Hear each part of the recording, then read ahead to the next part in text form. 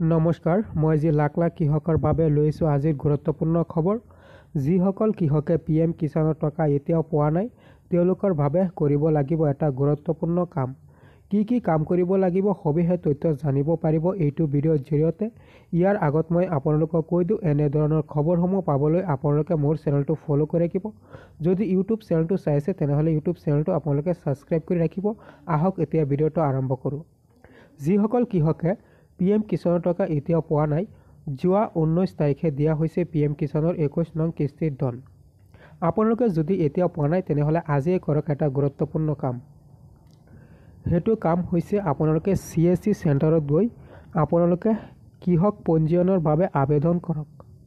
আবেদন কৰিবলৈ হ'লে আপোনালোকৰ লাগিব Aadhaar card, mobile number, ration card আৰু মাটিৰ ডাক নম্বৰ।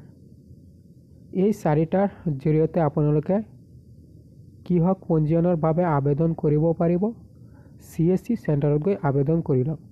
মই যি লাখ লাখ কৃষকৰ বাবে আজিৰ এই গুৰুত্বপূৰ্ণ খবৰটো লৈ আহিছোঁ।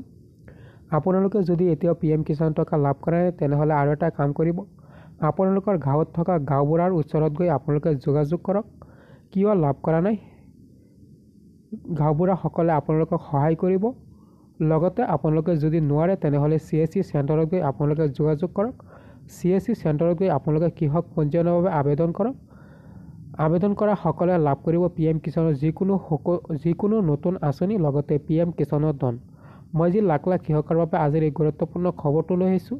আপোনালোকে এই গুৰুত্বপূৰ্ণ কামটো কৰি লওক।